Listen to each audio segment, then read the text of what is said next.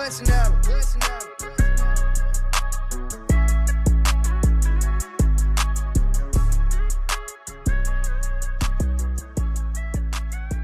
Happy New Year, ladies and gentlemen. It is 2026, and the Dimer Sports Betting Podcast is back. Dave, thank you for being here. How was your New Year's Eve? Did you celebrate? Yeah, it was pretty good. One of the more low-key ones I've had in quite some time. Went to a fan favorite brewery, I guess, of ours. Got some free beers. That happens to be my birthday. So I had two friends buy me beers, and then I got a birthday beer. I did not have to buy a single beer at the brewery. So it was pretty good stuff. I will say though to you, Greg, per Larry David, this is officially the last day you can wish anyone Happy New Year. So you got in just in time. But after January 7th, there can be no more. I didn't break the rules. That's fair. Also, Is it too late to wish you a happy birthday? Good Lord. I had no idea your birthday was New Year's Eve. Happy birthday. Yeah, thank you, buddy. Yeah, it is not. You can wish me that all year round. There's no rule. Love it. It's going to be July 4th. Happy birthday, Dave. Every holiday from now on. Well, my New Year's resolution this year, don't lose a bet. I've made it 6 days. That's been amazing. Just don't ask me how many bets I've placed, but we up the volume after these Dimer Sports Betting Podcast episodes. So should be a fun one here today. We are going to rock into the new year with some momentum. 2 episodes this week, just back on our normal schedule. And we've got NFL playoffs to preview. We've got the college football playoff semifinals upcoming and plenty more in the sports world to discuss. But let's start first with some things that you should have bet from last week's episode. Should have bet that. You did it, Dave. Your division winner parlay did officially go green. Take a bow, my friend. Thank you. I'm sitting down for those of you listening, so I will not be bowing. I'll nod of the head here. This was pretty awesome to see this come to fruition. Plus 93.50. We gave this out on the Thanksgiving show, all thanks to the edges identified by the model. Look, like we did talk about this, but honestly, I don't think these teams would have been on my radar to win the division if not for the model pointing out some price discrepancies. It's easy to overlook kind of the state of the league with how teams are in their respective divisions. And it couldn't have gone better. Panthers, Bears, Jaguars, all plus money at the time. We talked about their schedules, end of season being very favorable for these teams specifically. It came all the way down to the wire, took every little bit of luck. We needed a 3-team tie in the NFC South to put the 8-9 Carolina Panthers in. If you're curious, the last three-way division ties were 2002 AFC East and 2011 AFC West, for an idea of just how rare it is for that to happen. It was really exciting. Full disclosure, I hedged about 10% of my total winnings from this on a Saints-Bucks money line parlay, as that was the only way the thing could lose. Would have returned about 50% of the overall winnings. You should have seen me. I was like a madman writing every single, let's see, I can cash out and then hedge. And I also got the round robin, which one was the best. I ultimately hedged and wrote it out for the highest possible return, save for not hedging at all. But that would have been silly at that point. But don't sleep on the futures model, guys. It cashed in the WNBA, plus 1,800 on the Aces. Plus 1,300 Toronto Blue Jays AL East winner we called out. Just a really great feature of the website. Worth checking in once a week or so. Just see if there's anything hiding in there. Really awesome stuff. Beyond that, pretty good show for the model. We cashed the 3 best bets that were across the 3 primary games that we previewed. Panthers plus 3, Seahawks money line, Steelers plus 3.5. Greg, you also called out the Steelers money line as a play in that game. That cashed. Insane fourth quarter. I turned that game off, and I wish I hadn't, because that was just absolutely bonkers final 8 minutes of football to end the regular season.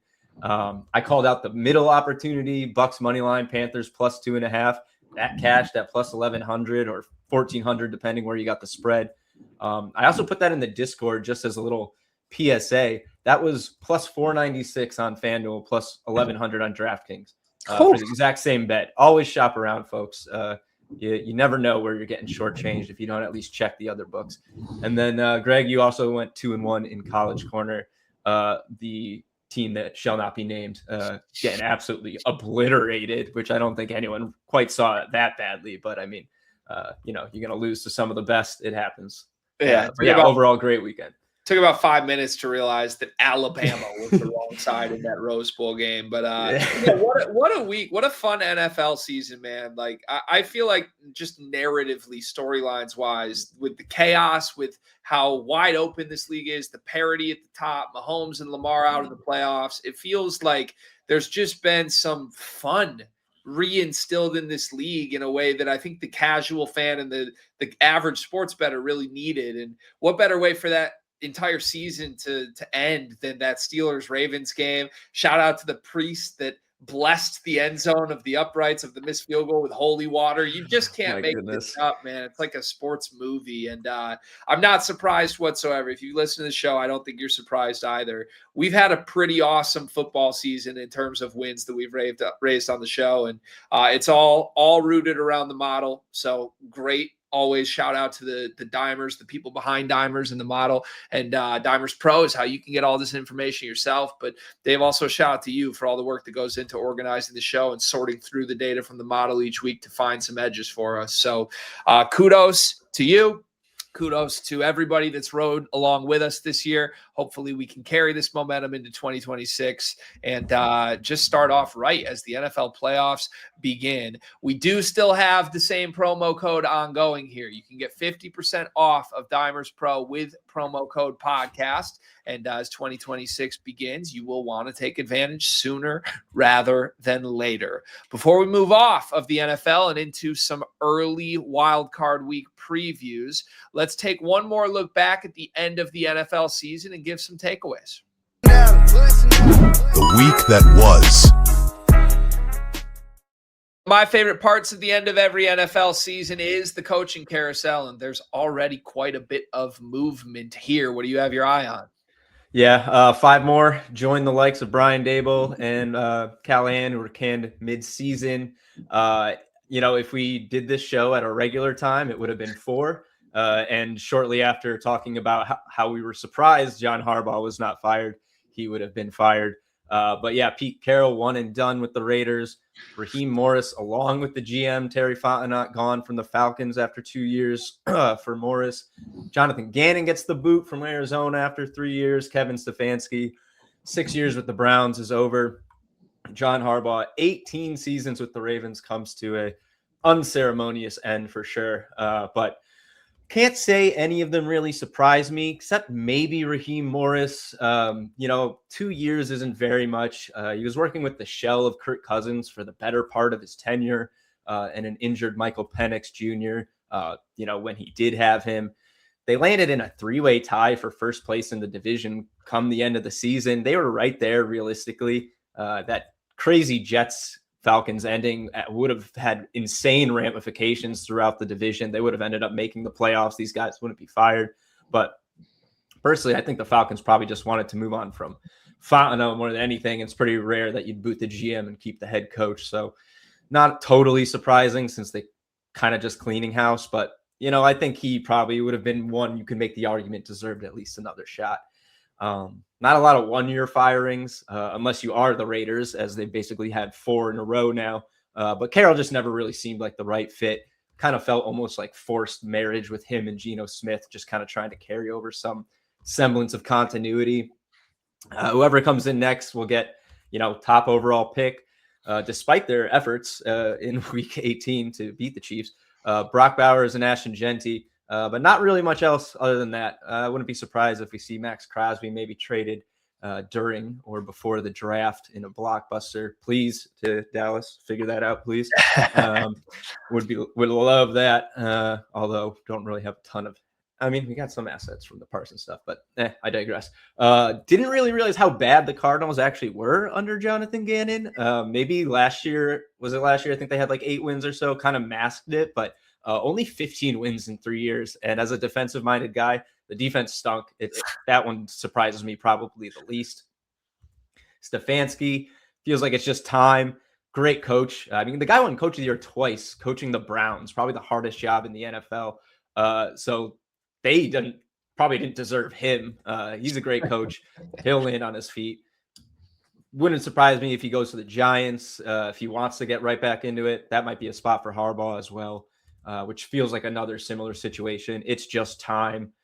Some questionable choices down the stretch in must-win games. We talked about this. I think it was after week 16. He'll be a prime candidate. And I saw this interestingly. Supposedly, his agent has heard from 7 teams for the head coaching vacancy. Well, there are only 7 open jobs. One of them is Baltimore. So somebody out there might be getting the boot if they think Harbaugh is the fit. Kind of an interesting story to watch over the next couple of weeks. Best case scenario is he goes to Las Vegas and we get the Harbaugh twice a year. I mean, you can't get any better than that. So, pretty, I think, unsurprising roundup of firings. And more surprising, of course, as it usually is, will be who fills these vacancies. Surprise of anyone who didn't get booted, Greg? Anybody you think should be or could be still? There's already been so many. I don't think there's too many that I think should be that haven't been yet, but I have a proposal, and this is chaotic evil. I think the Steelers should fire Mike Tomlin, and we should do a coach swap. I think John Harbaugh to the Steelers, Mike Tomlin to the Ravens. Do those two not belong in that rivalry? They've been there so long. They've had so many good teams. Like it's just time for both. And I get it. And I have a weird feeling Aaron Rodgers might make this entire hot seat Mike Tomlin thing completely irrelevant in a couple weeks. But I still think a little fresh blood would do both sides wonders. So that's my pitch. Let's just swap Ravens Steelers head coaches.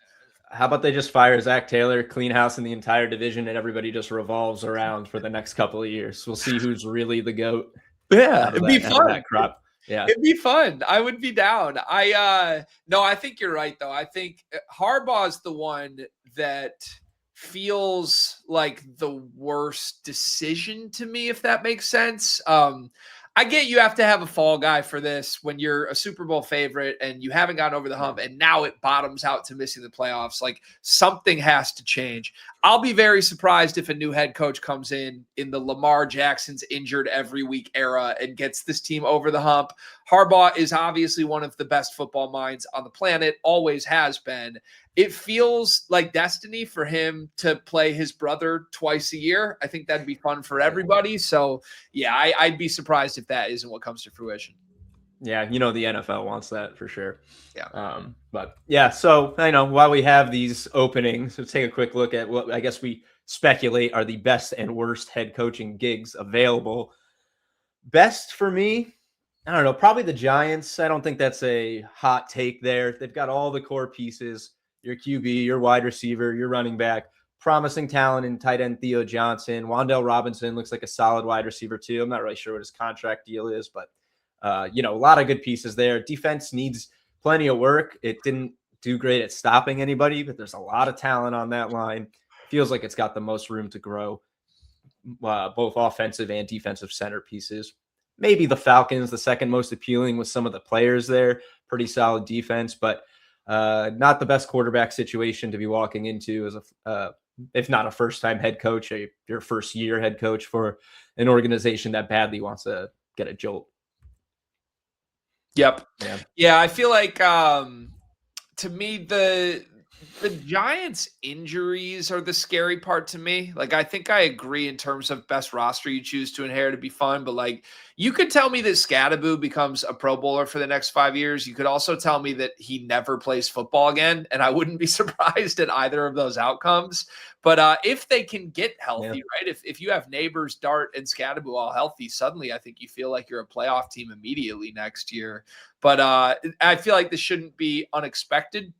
But there's not too many jobs that feel like good jobs that are looking for new head coaches right now. There's quite a few that feel like terrible fits. So who would be your vote for the worst job available right now? I think it's pretty hard to pick between the Cardinals, Titans, and Browns. Probably the general consensus there. You got the Browns or the perpetual dumpster fire. They couldn't turn it around with Stefanski, who, as I said, won Coach of the Year twice in his tenure. So I don't know who you're going to bring in who's going to jolt that organization. Probably as many quarterback questions as ever. For all the, I guess you could say, positive plays that you saw from Shadur Sanders, he finished with a pretty terrible quarterback rating, which can be a flawed stat, but the eye test maybe is more positive than the actual upside. We'll have to see. That quarterback carousel this year wasn't exactly a fun one to be on. Titans don't really have a lot of centerpieces. Of course, they have Cam Ward, but he definitely needs to develop. He showed some promise, but really the top wide receiver pass catching options over there. Other guys who show promise, but are you sure they're going to unlock Ward's full potential? Keemre DK, Alec Iomanor don't really inspire that. Could be great guys. I mean, DK was an awesome special teams guy, but, is a player in the mold of Rashid Shaheed going to unlock your top quarterbacks upside? I don't know. It's really going to depend who they bring in. I think it's the Cardinals. I think that's the worst, honestly, because they have huge quarterback issues, both contractually and talent-wise.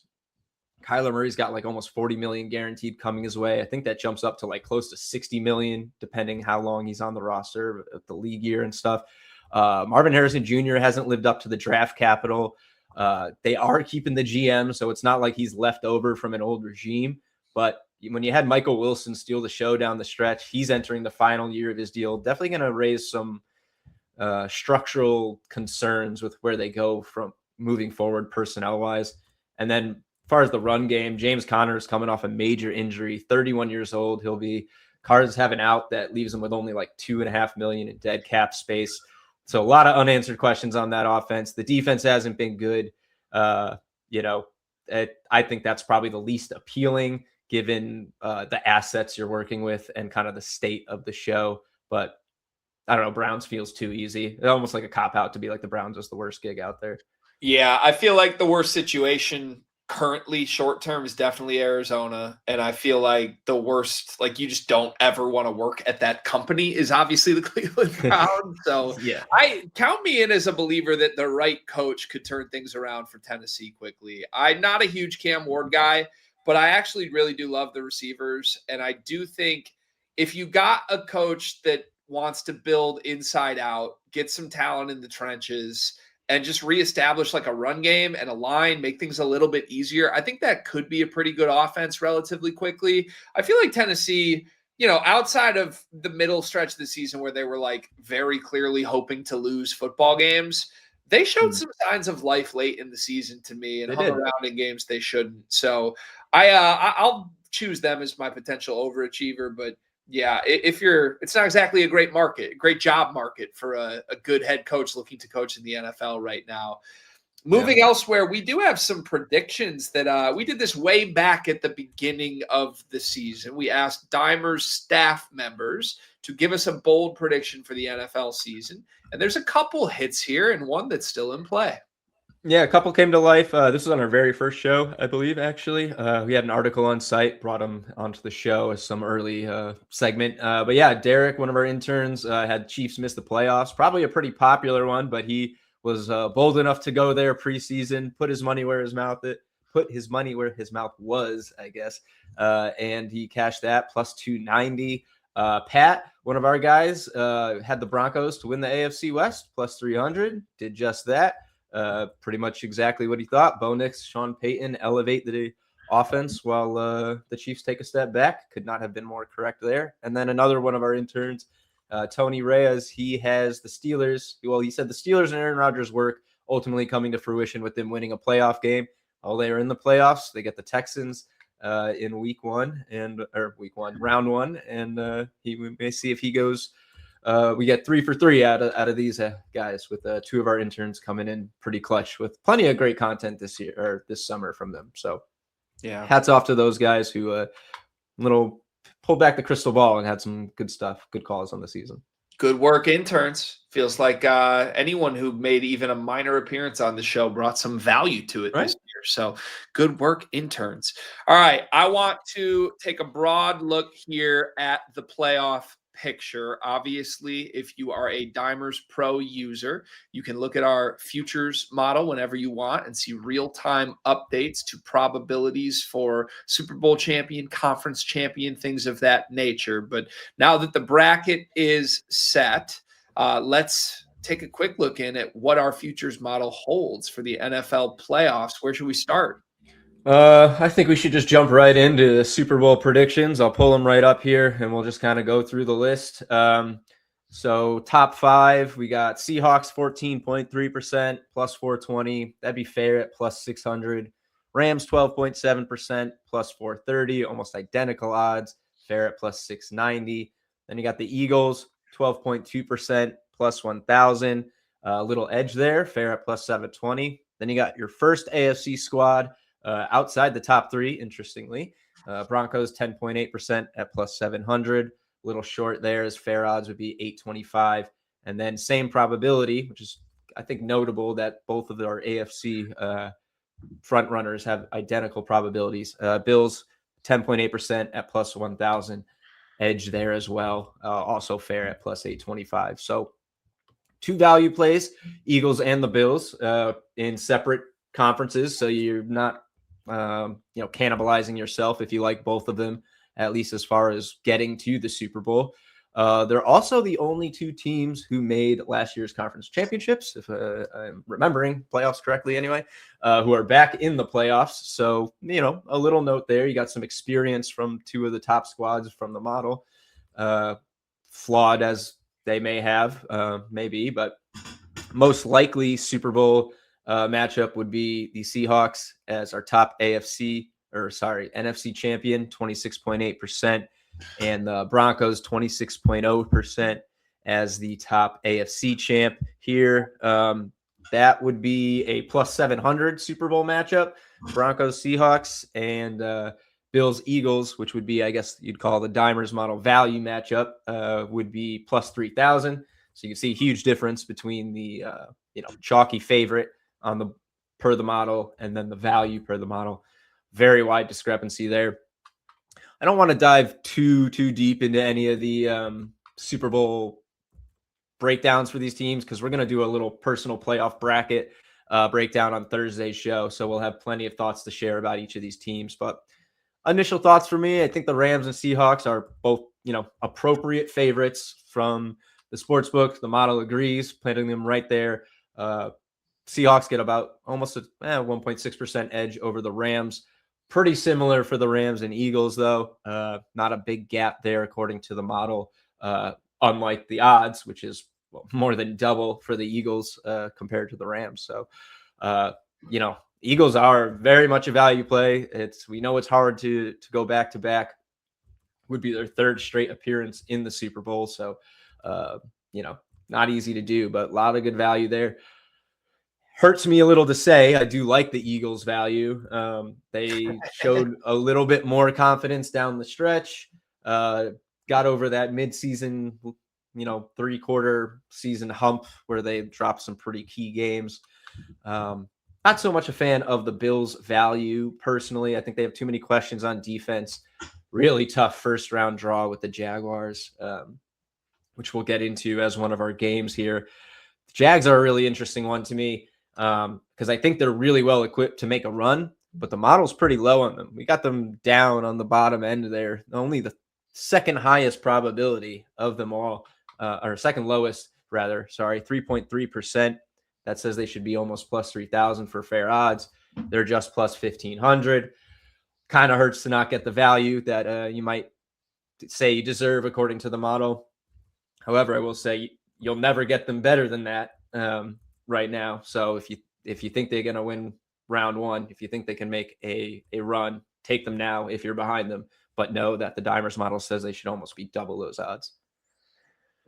Yeah, this is such an interesting year. It just is. I mean, I've long been a proponent of when you get to playoff football, the one exercise you need to do when you're debating teams you think are going to win matchups, or just say a Super Bowl. Can this team win a Super Bowl? Replace the team name with the quarterback's name.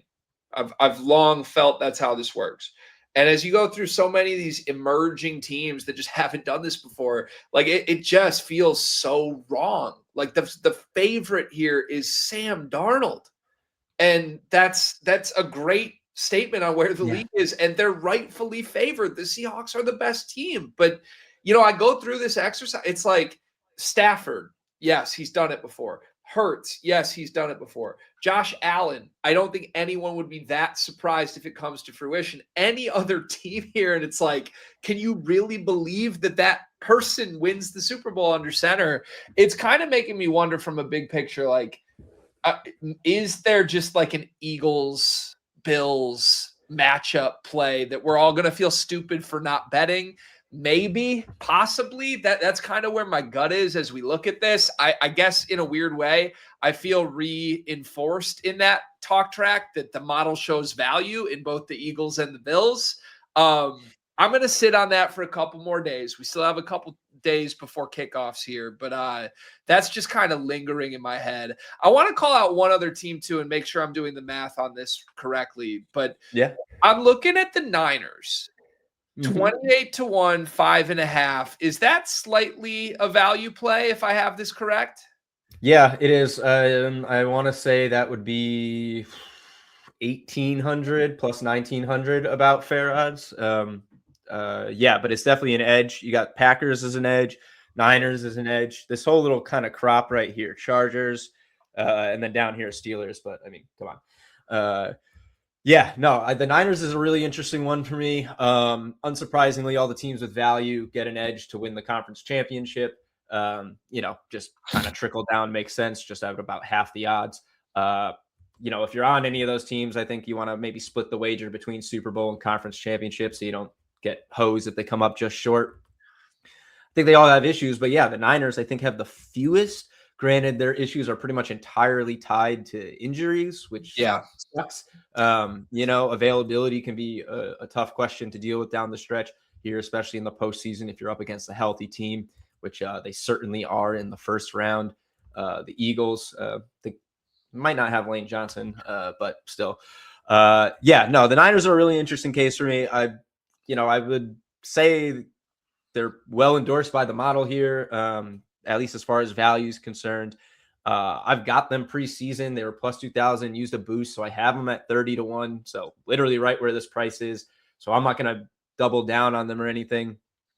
But, if they can overcome the injuries, at least in the first round, I don't think there's any reason they can't, maybe get a little healthier come the divisional round, find themselves down the stretch. They have as much experience as anybody does here. Kyle Shanahan, pretty much entirely organizationally, they've been here before. So, I think it's a solid play. I would probably be making it on value alone if I didn't have it already. I think you kind of have to lean into the value at this stage, unless you're, really a big fan of the short odds. But it's hard for me to get behind a 400 Super Bowl favorite at this stage when you have, I think, a pretty wide open playoffs here, save for a couple teams. Yeah. I just, looking at some of the teams even below them, right? Like the Pats, Bears, Jaguars, all being priced as more likely to win a Super Bowl than the Niners just doesn't sit right with me. Obviously, they're hurt, and you don't want to back the most injured team in a playoffs ever. That's not good. We're 3 days removed from the Niners playing the Seahawks for the number 1 overall seed.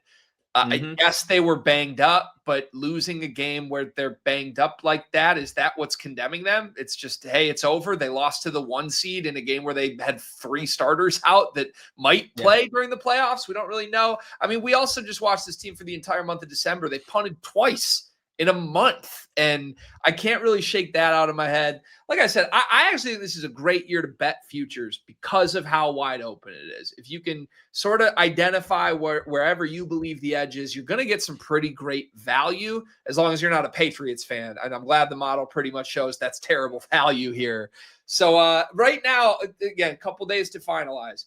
I'm thinking a Niners outright play. I don't have them on my card yet, or I don't have an old ticket. I think I'm going to add that at 28 to 1.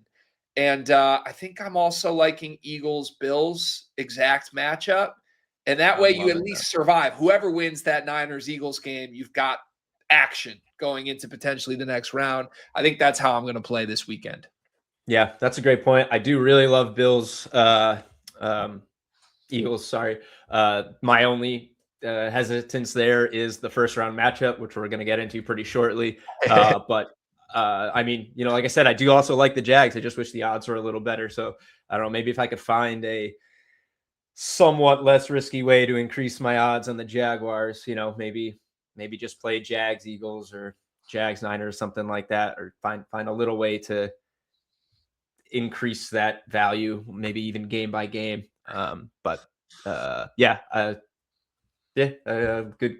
Good teams here, good value, I think, outside the Jaguars and Patriots as far as what you would consider top contenders.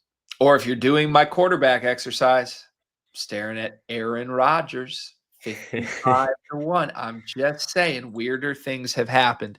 All right. That's a good little surveil of the landscape for us. We will have plenty more coverage of how to bet the NFL playoffs in the coming episodes. Reminder, we're back again tomorrow. So you got 2 episodes in back-to-back days this week. And we'll make sure we get into every single game in depth in the wild card round.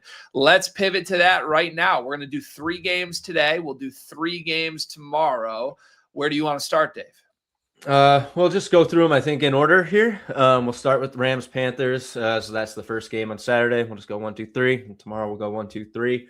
And just kind of break them down as we would our normal early looks. And then tomorrow, when we're done with all the games, done with all our previews, we'll lock in, I guess, our best bets. We just won't go over the games again like we typically do on the Thursday show. And you never know. We could get some more edges, of course, between now and then. So we'll start off and we'll go with Rams-Panthers here. Let me just pull it up. So I would say, just real quick before we get into this, kind of said this already, but I think this is probably the best crop of playoff teams since the expansion to 7 teams from each conference. I think maybe you could say the Panthers and the Steelers as a whole feel like a class below the other teams. But other than that, I think it's totally wide open. They are the 2 lowest probability teams in the model and in the odds. I think that's fair. 8 teams, I believe, returning from last year's playoffs. So pretty experienced group here. Only 3 teams won fewer than 11 games. So I just think it's going to be a really exciting postseason here, really wide open, except for only a couple teams. And, one of those teams who didn't win that many games was the Packers. And, they've dealt with several injuries and stuff down the stretch. But as I mentioned, we'll go through one by one. We'll start with this. Just one small caveat, I guess, would be this is the playoffs. It's not the regular season. These games are one and done, elimination style games, obviously. So teams are going to play them a little bit differently. Some of these games, not so many in the first round, but depending who wins and whatnot, might end up very cold. And they have very good defenses here. Top 5 by points allowed are all in the playoffs. Just things to keep in mind as you look for the best angles and whatnot. So going in here, Rams-Panthers plus 10.5. We pull up our best bets here. Pretty narrow stuff here. Probably the fewest or the least amount of value, I think, from at least these first 3 games when I was looking through. But 50-50 on the 10.5 point spread, 50-50 on the over-under 46.5, 17.4% for Panthers money line. That is exactly fair odds right here at plus 480. So you're not getting any major leans from the model, not any major value here. So, off the rip, not game lines aren't super appealing to me in this one. But I will, we'll talk about what we think is going to happen. It's the Panthers' first home playoff game in almost 10 years after they just barely snuck in with a win in the NFC South. Pretty rough matchup here with 12-5 Rams team. Best offense in the NFL by points scored. Granted, the Rams were 10-point favorites over this same Panthers team a few weeks ago, and they lost. And the Panthers were home in that game. But, it's going to be a different environment here. And there are some pretty interesting wild card trends with this spread that certainly have me leaning Los Angeles. So 10.5 point road favorite. That'd be the largest road favorite in the 14-team expansion. Not really surprising, as they could have easily been a division winner here. Could have easily been the 1 seed. A couple things go their way. 14th time in NFL history, a wild card team favored by double digits. Those teams are 12-1 straight up and 10-3 against the spread, which is really just a way to say double-digit dogs don't belong in the postseason. Not as a rule, but just a fact that if you are a double-digit underdog in the first round of the playoffs, you're a cut below the rest. And I think we know that the Panthers really limped in. They couldn't even seal the deal when they had the chance. down the stretch. They needed that, luck of a 3-way tiebreaker to get in. And the only team that lost of those teams, double-digit dogs, were the Saints in the Marshawn Lynch Beastquake game back in 2010. I think both of those teams would boat race this Panthers squad. So I don't think you can really compare that type of upset potential in this one. And like I said, the Panthers probably got away with one in that other game. 2 of Stafford's 8 picks on the whole season came in that game. Bryce Young got 3 touchdowns, but he was like 15 of 20 for something like 200 yards. It wasn't a crazy game. A lot of short fields they got gifts of with the interceptions and whatnot. Their success in that game came from absolutely pounding the run, 164 rushing yards, limiting possessions by the Rams. They'll have to try and replicate that formula, but this Rams team, despite the couple hiccups down the stretch, almost feels like it's in a different place. Devontae Adams was in that game, but now they're getting him back, and they really, really badly want to get him involved. It's notable that 2 of their losses down the stretch he was not in, and as well as they played in those games for what you could take away from it, they miss his ability in that, and it's going to be a tough matchup. I think the Panthers haven't played anyone of that caliber since this Rams game where they saw success anyway. And it's going to be a pretty tough one. I mean, here I kind of stuck on these predictions here, but we'll go into the projections. Not great receiving outlook for the Panthers receiving core. Ted McMillan leads with 59 projected yards. I don't think this is a wide receiver group that's going to beat the Rams. Meanwhile, their run game has completely slowed to a crawl. Only rushing TD in their last 3 games is from Bryce Young. Rico Dowdle's 3 games with 50 yards in his past 8, projected right at 50 rushing, 18 receiving here. So not a crazy game from him. And it's just the complete opposite on the other side. The Rams offense is loaded. Stafford projected for 272, Puka almost 100 and a 46% TD probability. Devontae Adams right back to over a 50% probability to score. Kyron Williams with a productive game. Blake Corum, over 116 rushing yards from the Rams offense. It just, on paper, I just don't see it for the Panthers. I don't think they're going to do it again. Look at the touchdown equity. 33% for Dowdle's the highest. You got 4 guys at that or higher for the Rams. Big gap in touchdown efficiency here. So I don't know. I just think it's going to be a long night for him. Model doesn't really have a major lean on either of those sides. So in that case, I'm happy to trust my gut, which is a stomping, I think, by the Rams, who badly want to set the tone for the playoffs to come. Yeah, it feels like a buzzsaw they're running into here, especially, sometimes familiarity favors the team that lost the first game, right? Or the more recent game. And not only is this a playoff game, but this is also like a get back game for the much more talented team, better offense. Both teams, I feel like, kind of limped into the playoffs. That's the interesting thing for me, right? Carolina wasn't great in that final game of the regular season. And then the Rams, lost 2 of 3 to end it, lost at Seattle. No one's really going to shrug at that. But that game against Atlanta was a turnover-ridden, disgusting performance. So I don't know. A couple of weeks ago, I was like, this is the Super Bowl winner. I'm not that emboldened by it right now, but I would be stunned if they don't put a decisive performance out against this Carolina team. I would caution people, I think it's a stay away from me at this number. Lean LA, of course. If you are feeling confident that LA covers, to me, I think I'd actually like a Rams alt line. I think either they blitz them and win this game by 3 touchdowns, or it's like a 7-point win that they need to make some plays late to close out. I can't really imagine we won by 11. Either they create the separation or they don't. So that could open up some possibilities at a plus money, Rams minus 13.5, maybe. Yeah, I don't hate that at all. I do think winning by 11 is an unlikely scenario. I think you're more just getting the books robbing you of the key number at 9.5 here, taking away that far more appealing spread. And then as far as the total, no real lean from the model. I think I'd lean under because this Panthers offense was among the lowest scoring in the NFL. Won a lot of games as dogs against bad teams, though. They beat two teams over 500 this year, I believe. The Rams and the Packers. The Packers showed plenty of issues, and they let the other two teams, I think, they played over 500. Let's see, they played the Jags, Seahawks, right, and someone else. I don't know, but they let teams hang 40 on them against better, more respectable clubs. And it's just going to be hard, I think, for them to score. Rams are going to come in here, take care of business, get out healthy, and move on. Yeah, I'm with you. I think we're aligned on this one. All right. And you like Devontae Adams, right? Is that your go-to prop play in this game? He's like got to be for me. There's like no touchdown value here.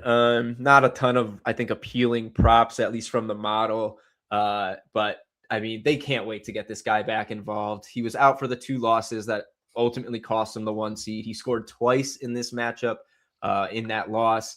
I mean, he's like minus 130. So it's not the most appealing odds, I guess, but 51.5%, really strong probability. He was a red zone machine when he was in. So if anything, I think his return might even hurt Blake Corum a bit because he's probably going to miss out on some of those red zone touches. And I generally in split backfield scenarios kind of like to avoid the running backs to score if you can. Saw it all season long with Kenneth Walker and Charbonnet in Seattle. And this is a very similar split. So maybe if they get out to a big lead, I'd look for maybe some good odds on a live Corum touchdown, try to keep Kyren Williams fresh down the stretch. But I mean, if I'm picking a single guy to score this game, it's Devontae. Yeah. I think that's a good shout. I like the Corum live play too. Wait till late second quarter maybe and see it out. If they're up a touchdown or 2, I think that's a really, really smart angle as well.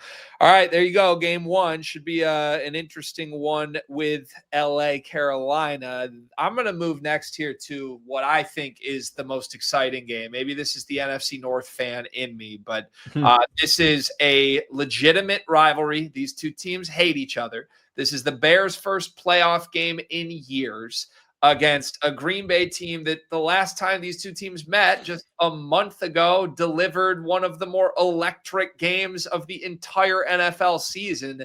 I can't wait just to sit back and watch this game. The books have this as the Packers a slight favorite in Chicago. And it looks like we don't see too much of an edge on the line, but maybe on the game total. Yeah, almost the best edge of these 3 games, I think, is in this. But yeah, no real lean again on the spread, minus 1.5. Quick little aside, all 3 of these games that we're looking at today, road favorites, and 2 of them very narrow, which I think is really interesting because what you saw at least end of season, I think you'd feel your gut would be Bears for sure in this one. So I think it's interesting that the books do have the Packers, albeit short, a favorite on the road here.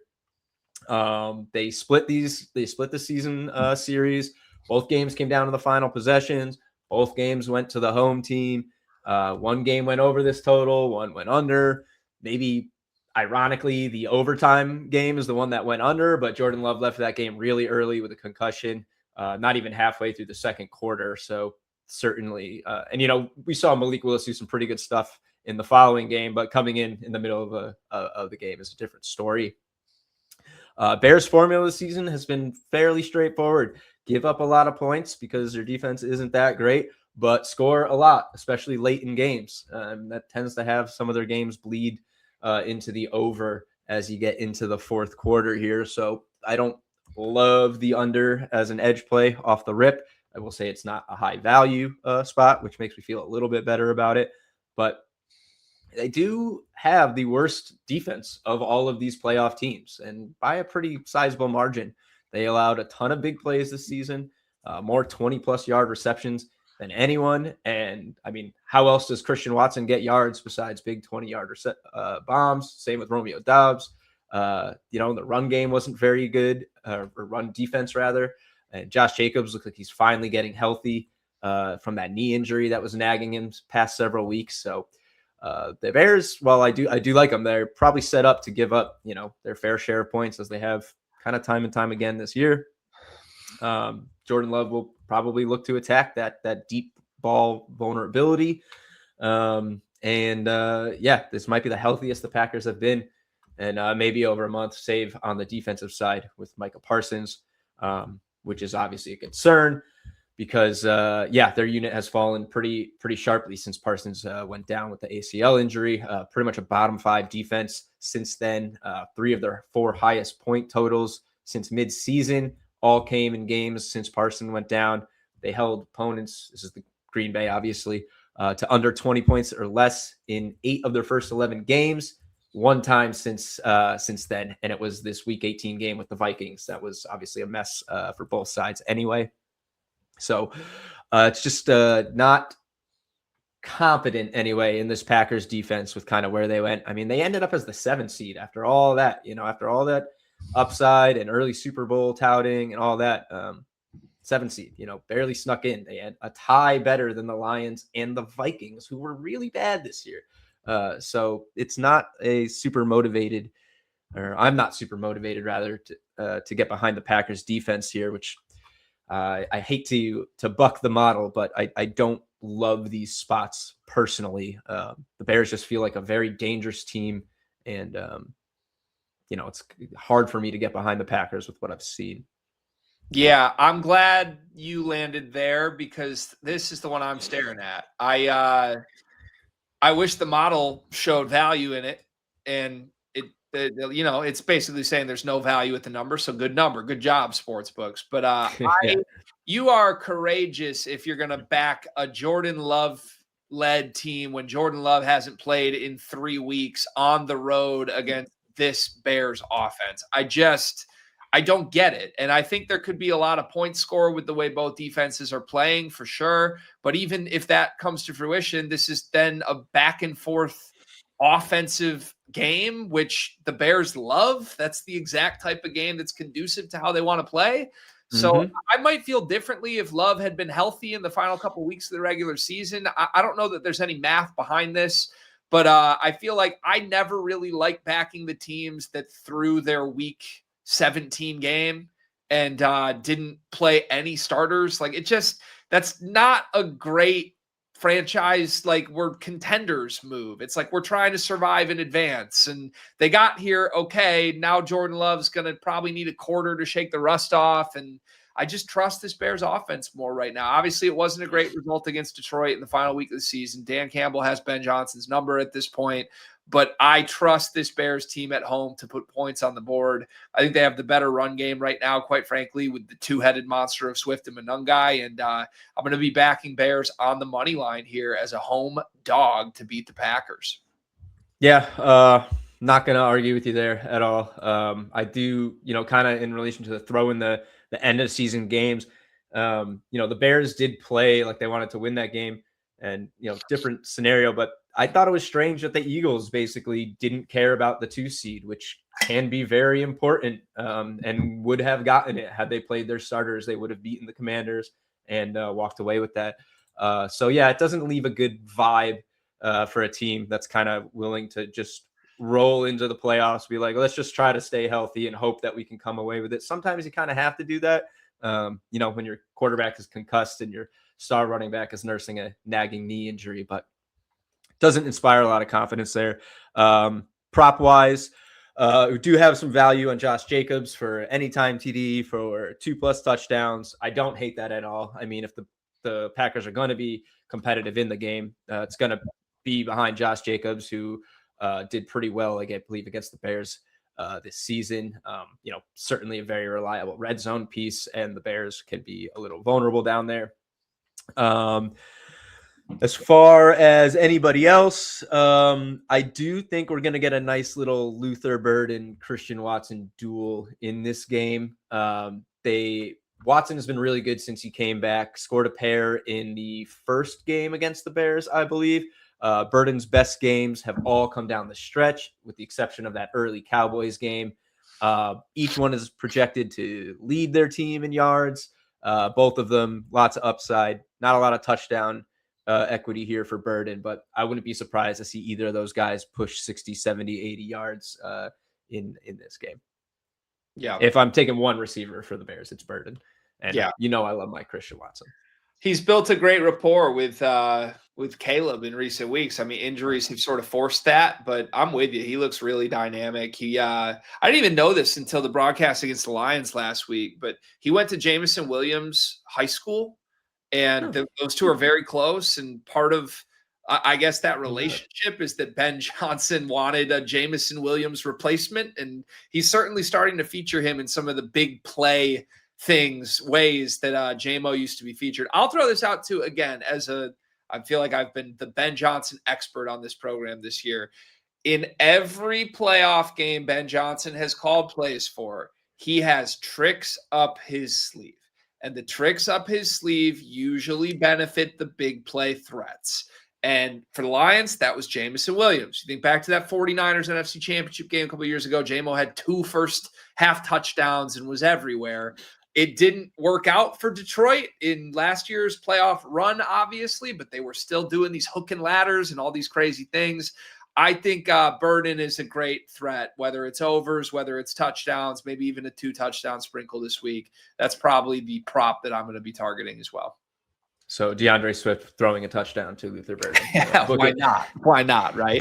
All right, let's go to the last of 3 games that we're going to talk about today. You've alluded to this one a little bit in the early portion of this show as an interesting spot. Bills and Jags, obviously projected to be a very, very close game here. Our model gives a 55% probability of a Bills win, but right about 50-50 on that -1.5 spread. What's the scout here? Yeah, this I think has our highest probability of all bets in these 3, 56.8% to the under, 52.5 as well. I mean, I think this is, maybe the best game of these 3. The potent offenses here are going to be really fun to watch. But the kind of some of the defensive matchups are going to make this a really interesting total. I'm kind of a little surprised that the Bills are favored. It's on the road. The Jags are as hot as can be. The Bills have plenty of issues that I don't think you've seen on the Jaguars side, at least over their hot stretch. But maybe it's just the experience, the Josh Allen experience coming into play here. And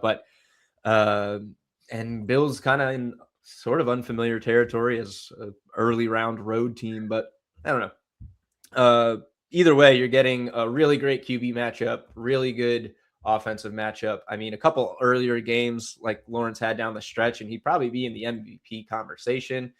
He's third in the race at a hefty 300-1, but he is third. So they're saying if Matt Stafford and Drake May vanished off the face of the earth in the final game of the regular season, Trevor Lawrence would be the MVP favorite. So make of that what you will. But if this was in Buffalo, I think I'd be all over the Bills. I mean, obviously, they'd also probably be like 2.5-point favorites. But I have a feeling Trevor Lawrence maybe turned back into a pumpkin in the cold in the playoffs. But that's not the case here.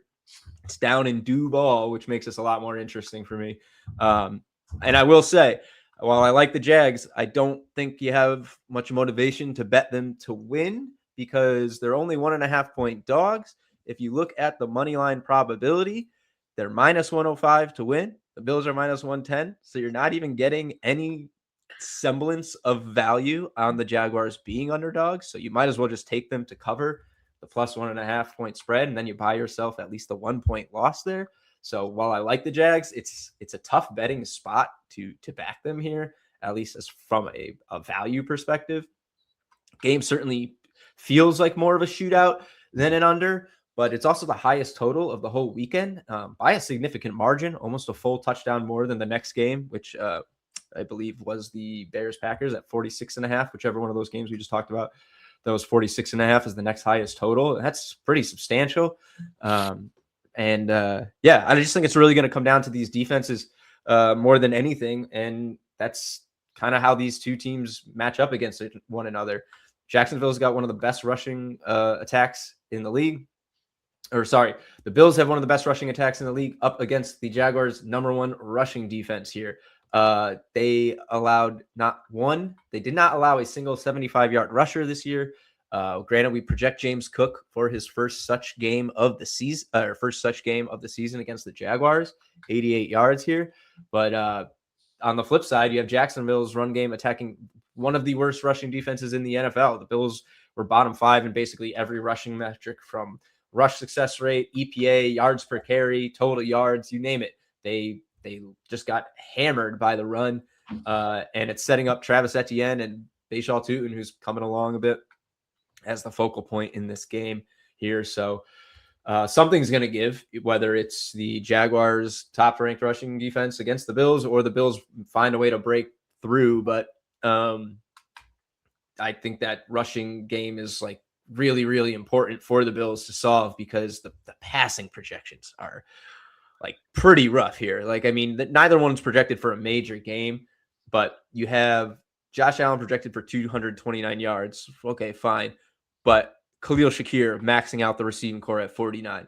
Dalton Kincaid, who's been basically limited since he's been back healthy quote, in games, limited snaps at 40 yards. Brandon Cooks, the late season acquisition, who has I think one game with more than one catch for the Bills so far. Granted, it was the last game Josh Allen played in. And Allen, he didn't play in the final game. He came out, took his snap, and left, but did not throw for a touchdown in the last 2 games he did play. And the Jags have one of the best passing defenses over the second half of the season. Less than 1 touchdown per game over their final 5 games through the air, generating 1.8 picks per game, most in the NFL in that span. It's going to be all about the turnovers and the rushing game here. I think you have to, Go ahead, Greg.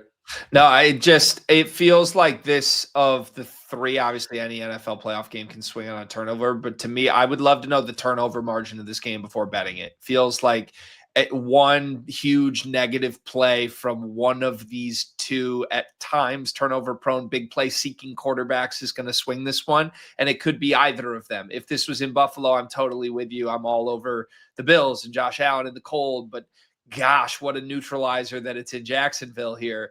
I was looking this up because I completely forgot this doing my little quarterback exercise. Trevor Lawrence has won a playoff game before. Like, little baby face Trevor Lawrence back in 2022 beat Justin Herbert. It's just been a couple years since we've seen him here. So I'm kind of fascinated. The more I'm talking myself into this game, at the idea that this is a great matchup for Jacksonville. I love fading the Bills defense, and I think maybe from a prop perspective, it's the way I'm going to go about this, because, I feel very strongly that there's a world we look up at some point and Josh Allen in a playoffs without Patrick Mahomes is probably the thing we should have seen coming. This is just a nightmare matchup for that. So I guess I'll probably hedge my bets by looking at props here. And you mentioned it briefly, but both these quarterbacks love to use their legs. They're both the second most likely touchdown probability here. I'm thinking about a Josh Allen, Trevor Lawrence touchdown parlay in this game, and I think there's a good chance we could hit that. Yeah, you're reading my mind with that. I don't hate it in Packers, Bears either. If you really want to get crazy, Matt Stafford and Bryce Young. No. That would be it, though, right? If you're going to do that, just bet Matt Stafford and Aaron Rodgers this weekend for the old guys together. But no, I love that. I think we've talked about this before. In these types of high-profile games with, young gun, I want to do it all quarterbacks. They love to make the plays with their legs. If they see that, they're going to run. They're going to lean forward. They're going to truck. They're going to try and get that extra yardage, especially at the goal line. I love these 2 guys to get in. 9 rushing touchdowns for Lawrence this year, 14 for Allen. Definitely think that's going to be if not a focal part of the game, at least a pivot point. We're going to see some swings with these guys doing plays with their legs. Absolutely. Yeah. Yep. I'm in. You got me pitched. Let's do it. All right.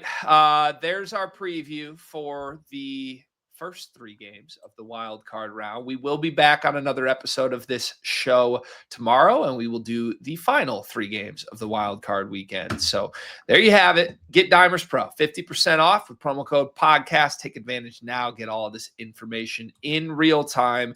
There are other sports going on besides NFL right now, including my favorite sport, college hoops. I've got 3 picks for a Wednesday night slate tonight. Let's do College Corner next. College Corner.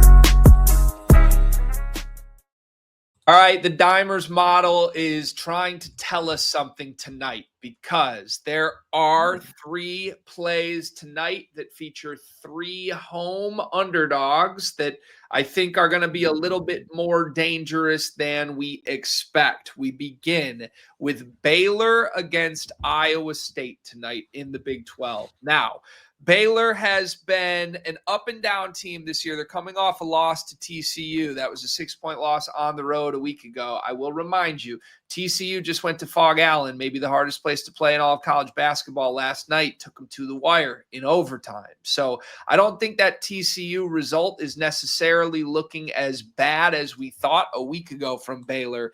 This Baylor team has been pretty tough at home. They haven't lost at home yet this season. They had a nice win over Washington in the non-conference. They're great offense. They're going to pose problems for Iowa State defensively. And let's just call this what this is. Iowa State is amazing. They're undefeated at this point in the season. They're not going undefeated all season. And despite a great performance on the road at Purdue earlier this year, I think this is a good spot for them to suffer their first real stinker of the year. If you haven't heard, Baylor just signed the G League center, James Nagy, who is a literal professional basketball player and is now suiting up available for Baylor. I don't love it as much as you don't love it, but it's going to be a problem for an Iowa State front court that is tough, but not all that huge in the interior. So give me Baylor plus 4.5 here. I see what the model sees, and the model has an enormous probability here. Anytime you see a probability in the 60s, you can usually bank on that being something you want to add to your card. We're going to move to the SEC next, where the model has turned its attention to Ole Miss. Ole Miss taking on Arkansas. Now, Ole Miss has really struggled this year. They're just 8-6. They have only beaten one top 100 opponent. At first glance, this one feels like a team you don't see coming. However, you need to remember that Arkansas is extremely young. Arkansas has only played 1 true road game this season. They lost to Michigan State in the Breslin Center way back in November. They have not played a true road game in 2 full calendar months. I love Darius Acuff, Arkansas's point guard, as much as anybody, but when you get into conference play, it is just a different challenge to go on the road against a desperate team and a great coach in Chris Beard who can scheme up defense as good as anybody in the country. Model loves Ole Miss plus 3.5, and I think that's a smart play as well. And we will round out our desperate teams at home plays for the night with Loyola Chicago catching 0.5 point here at home against Davidson. Now, once again, speaking of disappointing teams, Loyola Chicago is 5-10 outright this season. However, they're a different team than they were when they lost 7 straight games back in November. They've won 4 of their last 7 now, including a really good neutral site win over a Santa Clara team that is top 60 in the entire sport, nearly 70 spots higher on KenPom than this Davidson team. I think Loyola Chicago's gotten healthy. They figured out some personnel things rotation-wise that have led to more success in recent months. Remember, this was the team that was picked second in the A-10 conference in the preseason. Just because they didn't have it figured out in November doesn't mean they don't have it figured out by conference play. They've righted the ship, and this is a number we would have dreamed of at the beginning of the season, getting them at home plus 0.5 point against a Davidson team that is nothing special. Add those 3 together on your card, and you have 3 teams that fit the same theme tonight. Desperate, at home, needing a win, and the model loves a home underdog. Baylor, Ole Miss, and Loyola Chicago, that's our card for Wednesday night.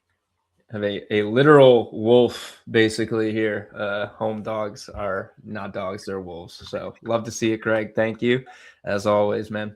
Yes, sir. It's the most dangerous thing in college hoops. A home underdog. 3 of them tonight should be fun. All right, we will close the show next, but first, our champs of the week. Nope. The pro champ of the week. It was so good. Actually, we had so many champs of the week that I had to double clutch the intro music. But yeah, we got several champs this week, and I'm very excited to shout them all out. One of them is a very special one. But first up, we got 2 guys in the Discord. I believe both have been featured on here before. I think Crafty Rascal as recently as just a few episodes ago. But both of them Dimers Pro users. 3 jacks and a pair of 9s, longtime user in there. And Crafty Rascal, I believe a pretty new user we have. But they absolutely crushed it this weekend with their plays using the Dimers model. 3 jacks shared this one, a little NHL slip. It's really small on here. You probably can't see it, but it's a plus 5180 parlay. He posted it in the user parlay slips channel for all to see. It was built entirely with Dimers Pro props from the site. That cash 52-1. And then Crafty Rascal, I mean, this guy is on just an unreal heater. He has 3 huge parlay hits here: 12-1, 25-1. Looks like just about 29-1. All 3 of them hit. Built all 3 with the Dimers projections. Nuggets Nets game, Pacers, Magic, and Clippers Sixers here. Using the projections on site. Just absolutely unreal stuff here. These guys are putting the data to work and coming away with some pretty nice wins. But yeah, so hats off to you guys. Really good stuff. Keep them coming.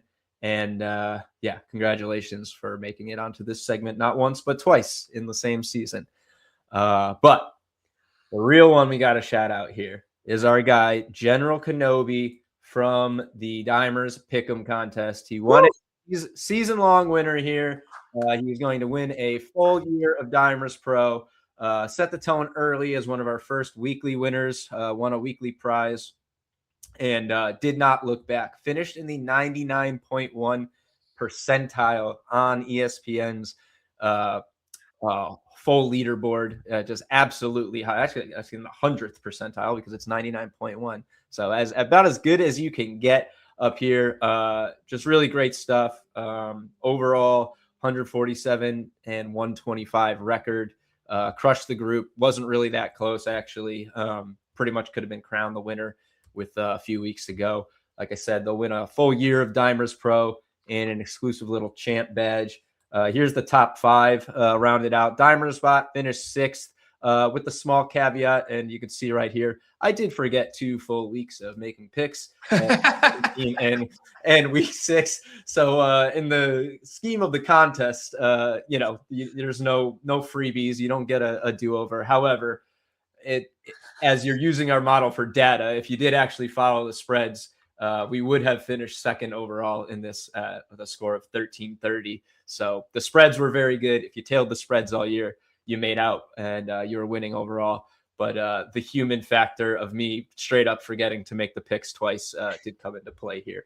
But that's okay. It just meant we got these guys as our top 5. And for their efforts, I'm going to consolation prize, give them all a free month of Dimers Pro. That wasn't part of the deal, but we love our users, and they all stuck it out playing to the very end. So we're going to hook them up for playing along with us. Some people like to accuse sports betting of being rigged. Dave, I get it. The Dimers bot just had to throw a couple weeks, so General Kenobi can take the prize. I see what happened here.